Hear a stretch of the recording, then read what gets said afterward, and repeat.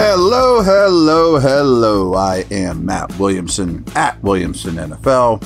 How's everyone doing? Feels like winter. Happy Thanksgiving week. We have some carryover questions I want to get to, but I want to talk about the Steelers' red zone offensive situation here. So, if you don't know, only the Giants and Cowboys have been worse in the red zone this year than Pittsburgh. The Steelers are converting just 44.7% of their red zone attempts and are at 40% over the last 3 games. Now, just to get this out of the way, I'm not really previewing this game, but it just so happens red zone defense, only the Cowboys have been worse than the Bengals. The Bengals allow a 70.5% conversion rate in the red zone. That's really terrible. But over their past 3 games, they allow 85.7% conversion rate in the red zone. Horrendous. So this could absolutely be a get-right game. Now, where I want to go with this, though, is if you just look at the numbers of Fields versus Wilson in the red zone, it favors Fields. There's no question about that. However, he also gets credit for handing the ball off to Jaylen Warren and scoring this past week. I'm not so sure that that's exactly a ringing endorsement for Fields being the red zone quarterback as opposed to Wilson. I have a feeling if Wilson hands that ball off, they score just as much as, score just as regularly. See what I'm saying? And this isn't a bash Fields, Wilson's the man, I told you so type of podcast. But when you look at these numbers for these quarterbacks, it's not like Burrow, who's been the starting quarterback the entire year. We're talking like 20 plays each. So the difference between 40% and 50% might sound huge, but they're really, really small sample sizes. For each of these guys. Now, Bill Belichick, amongst many, many others, firmly believes the best way to get the football to cross the goal line is running the football. And the history of the sport, whether recent or going back to the dawn of time, very much agrees with you. Now, that definitely favors Fields. No question. I like their chances of scoring rushing touchdowns with Fields on the field rather than Wilson. Okay, great.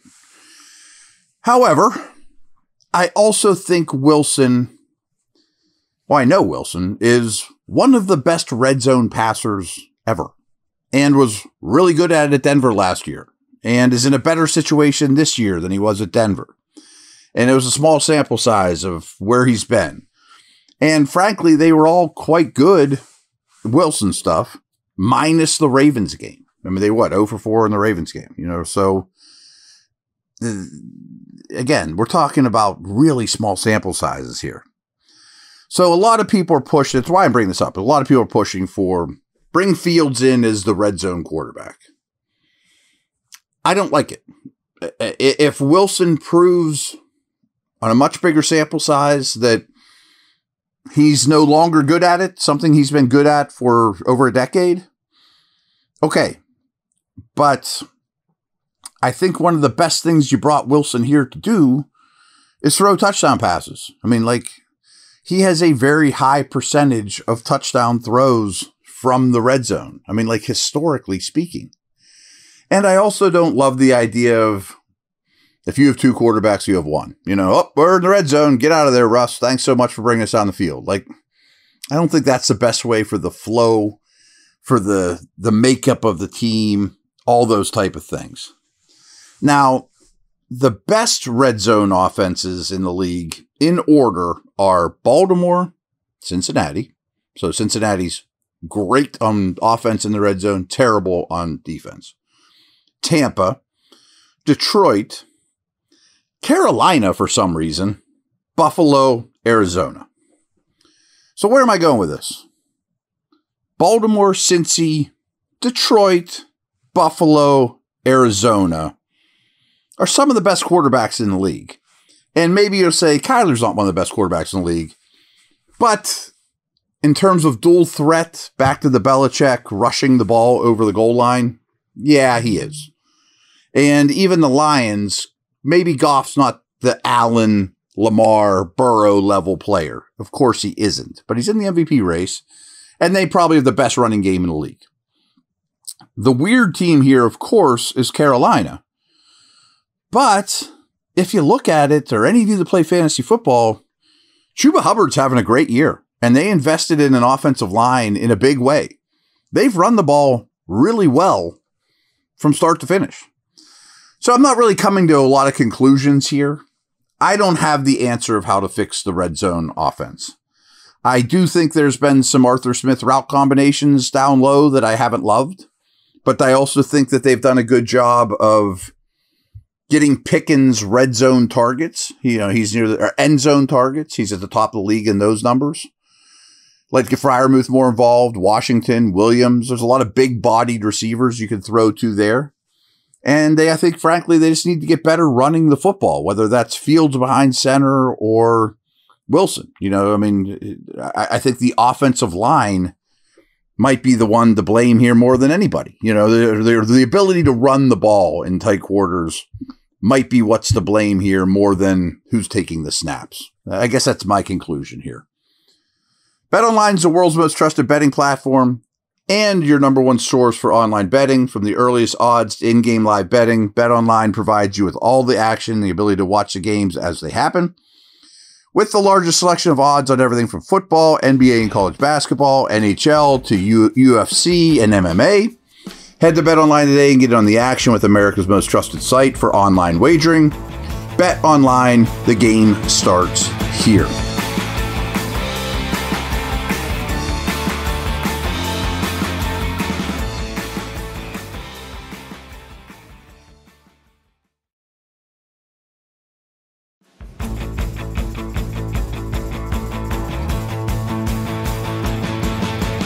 Good friend of the show, CC Ryder, asks, do you think adding Fields does more harm than good? I don't know, but I think that there is a case for both sides here. Sure, it would be a shame to not use his legs mixed in with the ability to pass the ball much better than a Taysom Hill. Yes, that is a weapon. Let's use it. Why wouldn't you at least put it out there? Plus, it makes people not waste, but spend time preparing for it throughout the course of the week, which means they're not, preparing for your traditional run game or go routes or whatever, or special teams or whatever it is. So yes, there's a very strong case that he should get his jersey dirty every game. I get that. And I'm not really on either side of the fence here. But I also think pulling your quarterback out of the game isn't ideal. I had a hard time when Sean Payton would pull out Drew Brees, and Brees didn't complain about it, but I'm like, that dude's going to the Hall of Fame. He's in his prime. This isn't end of career Brees. Why isn't he on the field? You know what I mean? Snap it to Marino, Elway, Brees, Favre. You know what I mean? That's what everyone on the planet wants you to do. But, and it's not apples to apples, Saints versus Steelers. Peyton's argument was, we average 6 yards a play when Taysom Hill's out there. If I get to 2nd and 4 over and over, I'm going to take it, even if it means pulling a Hall of Fame quarterback out. Okay. That's the conversation. I definitely do think, though, it disturbs, and disturb doesn't always mean bad, but it kind of leans that way, the flow of the offense. You just see your quarterback trot out there, a new guy comes in with a different cadence, a different feel to the huddle. I probably harp on this too much, but Fields has had procedural issues at times, and it is a little harder on the offensive line when you're not as used to his snap count, but they've played with him a lot. So I don't know that it does more harm than good, but I'm open to both sides of the argument. And I think it'll become clearer and clearer. But I also think there's a chance. I'm recording this on Monday. They don't play for quite a while, 6 days. that there's a chance Wilson plays every snap against the Bengals. And it's just traditional quarterback versus quarterback. No nonsense. Let's go, you know? My last question here to wrap things up for today. Abasta Motivation, hope I'm saying that right, probably not, asks, the complaints of Wilson not throwing over to the middle seem height-related. He can't see. That's why I think he hits Washington at 6'7". He can see him. Shouldn't we open passing lanes for him to step up? Or have throwing windows? Great show, by the way. Thank you. I don't think it's that easy. I really think that every opponent knows that the A and B gaps are where you want arms and big bodies and disturbing his throwing lanes. And there's a reason. Wilson's had an unbelievable career, but there's a reason that most of us were brought up with 6'5", strong arm, Drew Bledsoe, pocket passer, throw over the line, see the whole field. There is something to that. Much less so now than ever. But, and Wilson was an innovator with this, you have to be quick-footed. And not even just to get out of the way, but even to go from one throwing lane to the other.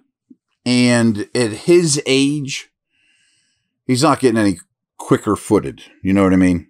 So standing back and firing it up the middle through the A's and B gaps probably will never be his strength. It won't ever be his strength. It never has been his strength. But especially early in his Seahawk career, and he was a better athlete then than now, but I also don't think he's shot as an athlete. He did have the most success throwing over the middle with design quarterback movement. A roll out to the right, gun it to the tight end, Jimmy Graham up the middle or whatever. So I don't think that has gone away. It worries me, and this is sort of an Arthur Smith thing, but it's also much more just a Russell Wilson thing, is when you look at his passing charts, the middle of the field just doesn't get threatened enough. But this is who Wilson was 8 years ago when he's going to Pro Bowls and was one of the best quarterbacks in the league. But the league also has changed where you see more cover two, which makes those deep outside the numbers shots more difficult. You know, like the Ravens put Kyle Hamilton over Pickens' side to take that particular pass away. But I do think you can, and we saw some of this with Baltimore, you definitely can have more in-breaking routes. Now, it doesn't have to mean dead center down the middle of the field, but a slant off the line, you know, Freiermuth from the slot running a slant or a skinny post or something like that. Because, man, did Tennessee under Arthur Smith rip people up on play action to Henry, in-breaking route to A.J. Brown, run after the catch. I haven't seen enough of that, you know, so I think that's something that it's an area that needs to be improved, like the red zone offense. All right, everyone, take care. And, oh, by the way, what do you think they're talking about these last 10 days and over the bye as well? How do we improve in these things? That's what coaching is. All right, guys, take care.